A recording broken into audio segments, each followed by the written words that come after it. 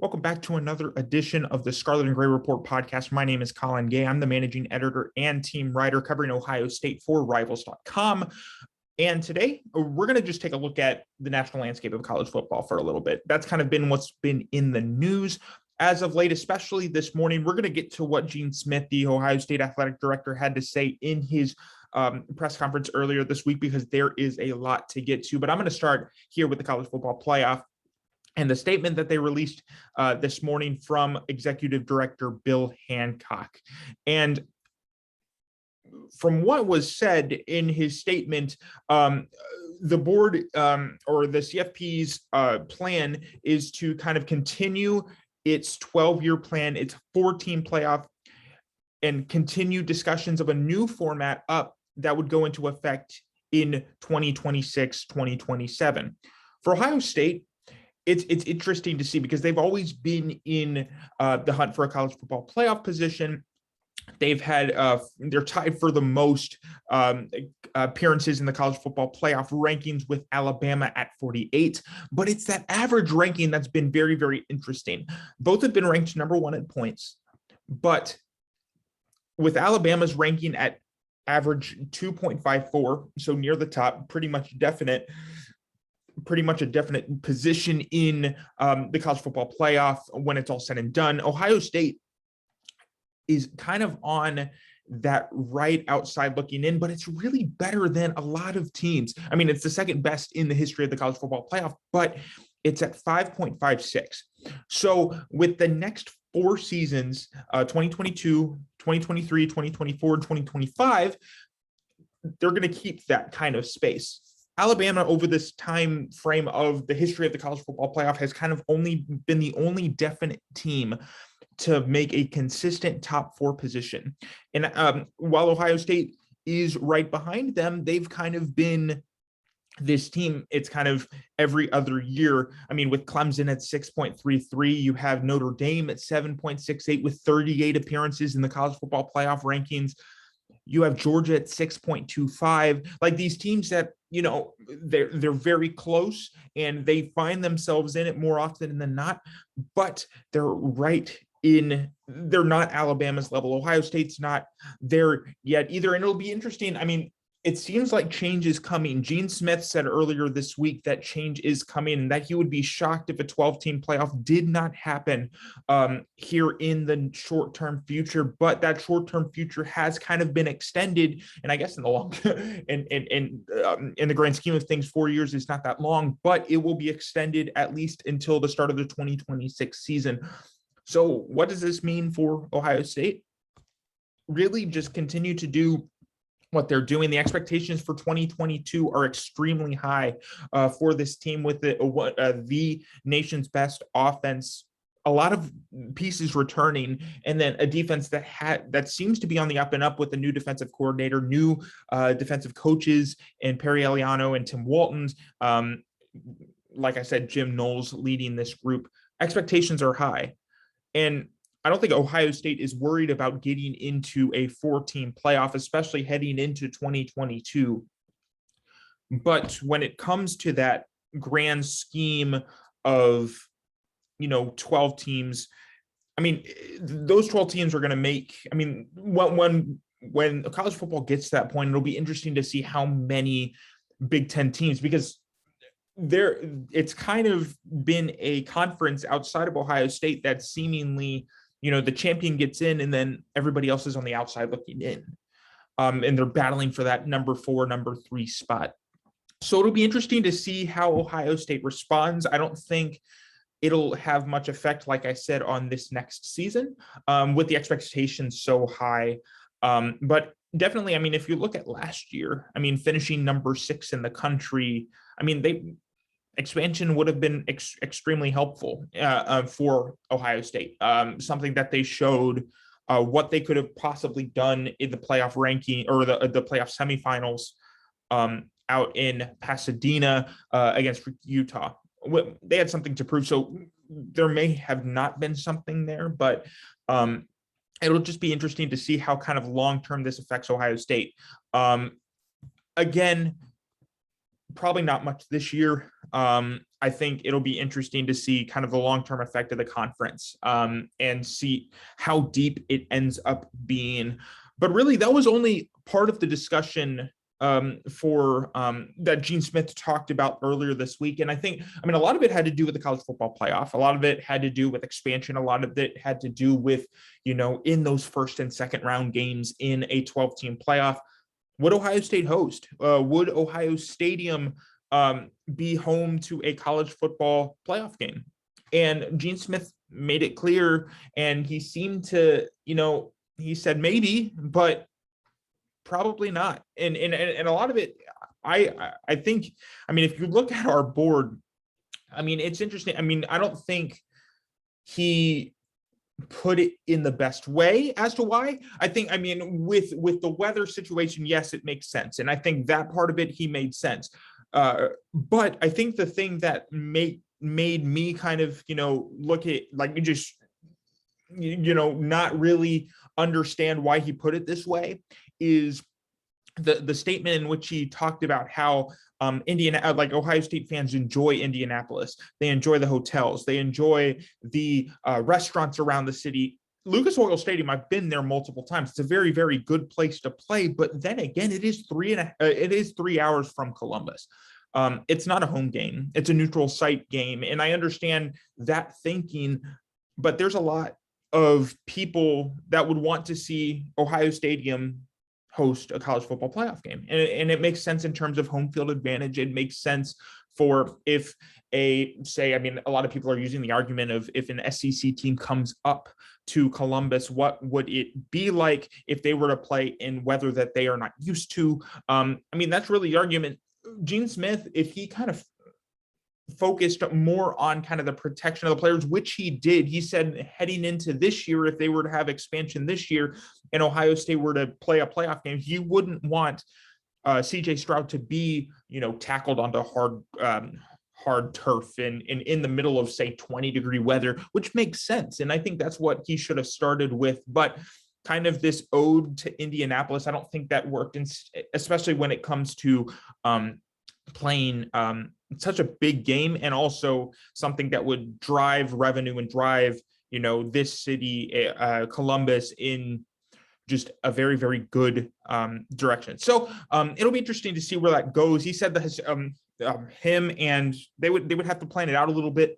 But I mean, it's not a definite that they would play in Indy, but looking at the historical calendar in terms of weather, looking at just kind of planning in advance, I mean, that makes sense in terms of them not wanting to, or not that they don't want to host. It's just they couldn't, and they want to put their teams in the best position to win and to play without kind of any stumbling blocks, kind of what they saw against Michigan at the Big House. And so I get the argument. And it makes sense to me. I think the way that he introduced it in terms of referring to, I mean, in lack of better terms, Lucas Oil Stadium as Ohio State's home away from home. There's been a lot of moments there for Ohio State, but I wouldn't consider it at that level. And that's just my opinion. But I'm kind of interested to see what you guys think as well. That was kind of one of the big ones that got a lot of attention. We already wrote about that too. I think the second thing that really was interesting to me, and I think that makes a lot of Ohio State fans more excited, is that conversation regarding the alliance or lack thereof, the scheduling changes, those the sanctity of what has already been secured for Ohio State, which the alliance already had. If you look at so I guess let me back up for a second. So the goal of the alliance between the Big Ten, the Pac-12, and the ACC was to provide enhanced opportunities for student athletes and optimize the college athletics experience for both student athletes and fans across the country. That's a lot of jargon. So let me put this into perspective for you guys. The alliance is to make sure that pretty much Big Ten, ACC, and Pac-12 teams would schedule each other and play at least one game against one of those conference teams every season. Makes sense, but it's something as Ohio State continued to kind of schedule, kind of elongate its non-conference schedule. It's not something they need, and it's not something that the Big Ten needs. And Gene Smith made that clear. And I'm going to read you this quote verbatim because I think this kind of explains everything well for what the situation is. And he said, "We felt that conference contests from our TV point of view was just as valuable. We decided to walk away from that a little bit." He was talking about scheduling against Pac-12 and ACC teams. That doesn't mean it won't come back up, but at this point in time, we walked away. Ohio State and the Big Ten makes a crap ton of money. It's a lot of money, and the alliance is not for them. Gene Smith clarified, he was talking about how it's kind of this opportunity to bring like-minded conferences and like-minded schools together to discuss things. But for Ohio State, from a money standpoint, from a scheduling standpoint, he knows that Big Ten conference games, whether it's Ohio State, Penn State, Ohio State, Michigan State, Ohio State, Michigan, these games that are huge, or at least those three in particular, and then other teams when they are successful in the Big Ten conference, they're huge, and they're some of the most watched games in the country. They're some of the most watched games each and every college football season, and that doesn't stop. And not only in conference play, but in non-conference play too. And he used Gene Smith used the example of Notre Dame and the matchup against Notre Dame here in 2022 here in Columbus and 2023 out in South Bend. Let me read you another quote because this kind of it just shows Gene Smith's thinking here. He said, "Those games are huge, just like Notre Dame. What is this, the sixth time we have played Notre Dame in the regular season? It is the coolest thing. So yeah, I don't see us making a change." Ohio State is not willing to kind of stop scheduling high profile and high octane non-conference games for the sake of an alliance with the Pac-12 and ACC. And that's not to say that Pac-12 and ACC teams are not on their non-conference schedule. The Buckeyes do have those games scheduled, but those aren't kind of the premier ones. Let me read you, because if you're like me and you kind of plan ahead for what Ohio State is going to see here in the next 10 years, I mean, we don't know where some of these teams are going to be at in the next 10 years, but my God, if they're anything like where these schools are at in, say, 2032, 2033, just watch out. Here we go. So we already mentioned Notre Dame in 2022 and 2023. Washington after that in 2024 and 2025. That overlaps with a home and home against Texas in 2025 and 2026. You have a matchup with Boston College in 2026 and 2027. We'll see if Jeff Hafley is still there. I've always been a very, very big Jeff Hafley fan. Was great in his 1 year at Ohio State. We'll see where that program's at, but that'll be an interesting matchup maybe. And then the big boys. Here we go. Ohio State versus Alabama, 2027, 2028, home and home. Yes, that means Ohio State plays in Tuscaloosa. That's a big one. And then right after that, a couple years later, Ohio State versus Georgia, home and home, playing in Athens, 2030 and 2031. And then another rematch against Oregon 10 years after the loss against Oregon in 2022 or 2021, excuse me.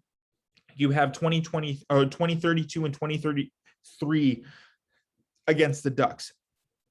Ohio State is not willing to give up those games. And like I said, some of those are ACC and Pac-12 teams, but it's TV money. It's the attention of recruits.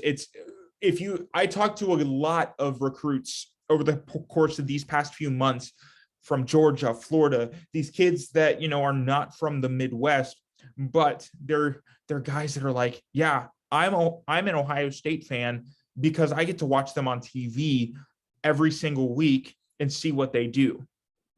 Ohio State's not going to give that up. And it really talks about, they get more attention with primetime games, Texas, Notre Dame, Yeah, expect that season opener against Notre Dame this year to be a primetime game. So Notre Dame, Texas, Alabama, Georgia, Oregon, those are games that are primetime games. Those are going to get the attention of the entire country, and those are going to kind of keep that recruiting pipeline moving from an out-of-state perspective. And that's not something that Ohio State wants to give up. So it'll be interesting to see where that kind of leads here in the next few years. But I mean, Ohio State seems, I mean, just like, the Alabamas of the world, the Georgias of the world.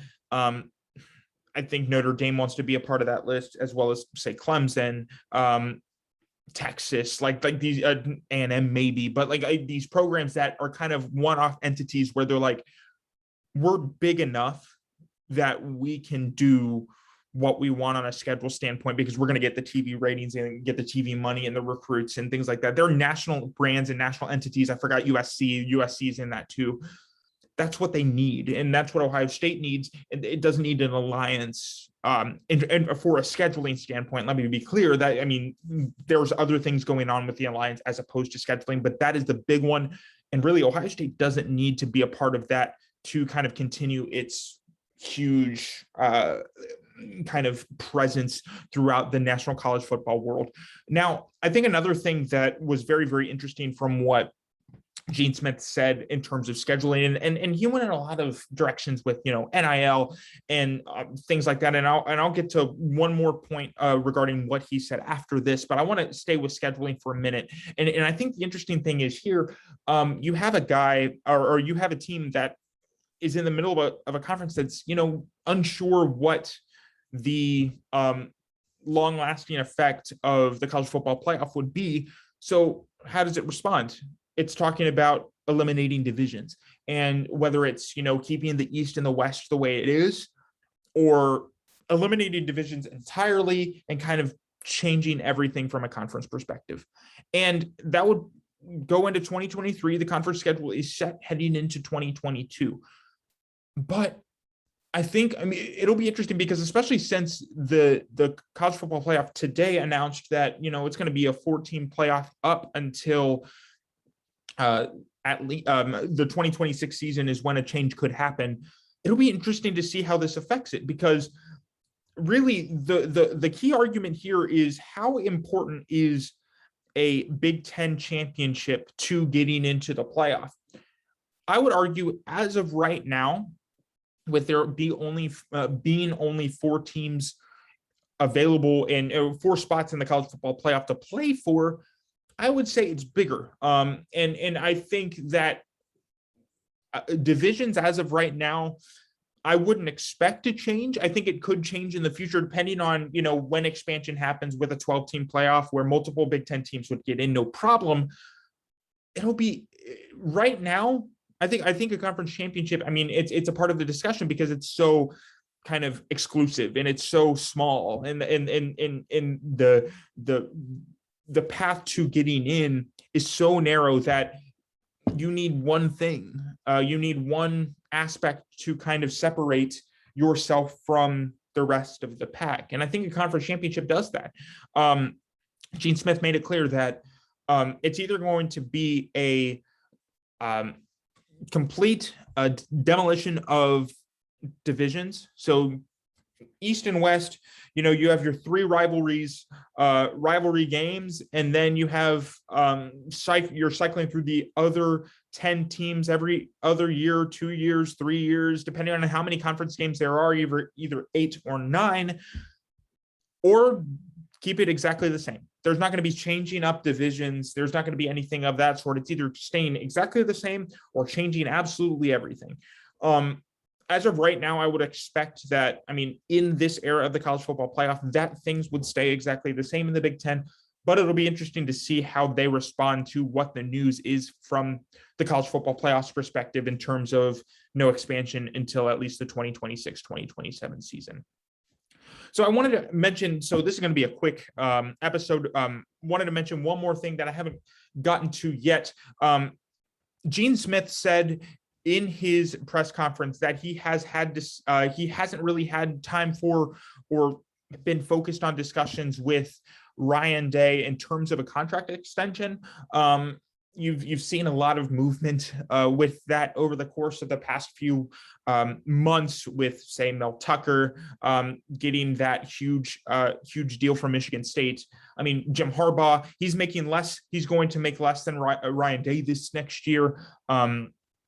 But he just signed a contract with Michigan, an extension to ensure his status with the Wolverines. You got Brian Kelly. You got just all these moving pieces and things like that. But one of the things that Gene Smith said, and I'm hoping I will get into next week because I think it's very, very important. You have he kind of looked at, especially after the Michigan game, he was kind of taking a step back of, okay, what's important? And he knew Ryan Day's status. He's like, they're happy here. Him and Nina, his wife, both have said publicly that Ryan Day is very, very comfortable at Ohio State. He wants to stay at Ohio State.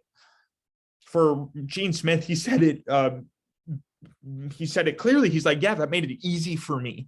That made me kind of step back in terms of contract extension, and that made me want to kind of focus on everything else. So that means Jim Knowles turning into a $1.9 million contract with Ohio State to kind of revitalize the defense. That means focusing on Perry Eliano. That means focusing on Tim Walton. That means focusing on Justin Fry on the other side of the ball. Getting that money out there to use that while keeping Ryan Day's contract, who did have an extension not too long ago.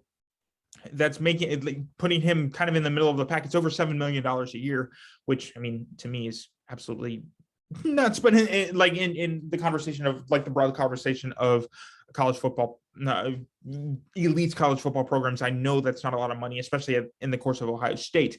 But he said the focus was elsewhere. And I think that's important, at least for this year. I think contract discussions will happen on down the line, especially if Ohio State becomes, that continues to be that consistent college football playoff team, possibly a national championship. Like I said earlier, expectations are extremely high for this year. And it'll be interesting to see once Ryan Day's contract discussions kind of ramp up, which they will. Gene Smith said, they will here in time, how much his recent success, or kind of close to upcoming success, like in 2022, 2023, things like that, how that will affect his price.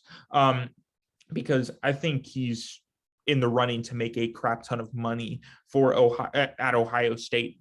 Because, I mean, I don't think Ohio State's going to want to let this guy go, especially with, and Gene Smith made it clear that, there's been rumors about Ryan Day going off to the NFL, but none of those were made, were legitimate, especially when Gene Smith said, like, if Ryan Day would have been offered a job at the NFL level, he would have called me. That's what Gene Smith said. So that'll happen soon. And it'll be interesting to see where that goes, but not this year. And again, like, the focus was on those assistant coaches and kind of building up that team, especially with Jim Knowles being, $1.9 million, one of the highest Ohio State has ever paid an assistant coach. And I think, it's as important of an assistant coach hire, a defensive coordinator hire, as Ohio State has had. So, and they showed that in the way they paid him. And it's kind of the same conversation with Chris Holtmann.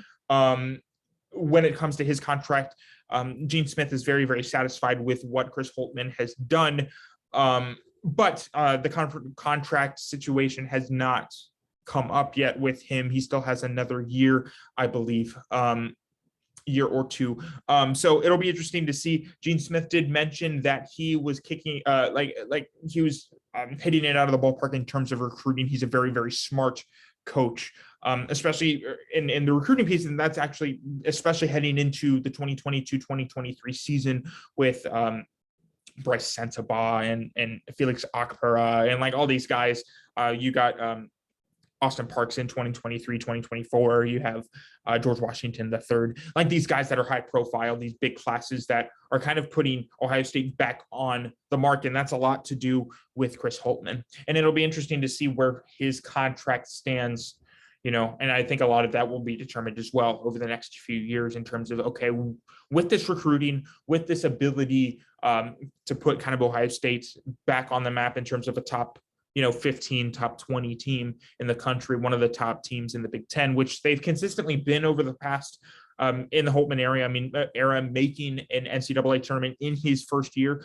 It'll be interesting to see what that ceiling is, especially, despite all the NCAA tournament appearances, you've seen a team that hasn't been able to get to the Sweet 16. I think that's a big part of it heading into contract discussions, but that's not coming yet for Chris Holtmann. So just kind of wanted to give you guys an idea, kind of putting into perspective this national college football conversation in the eyes of Ohio State.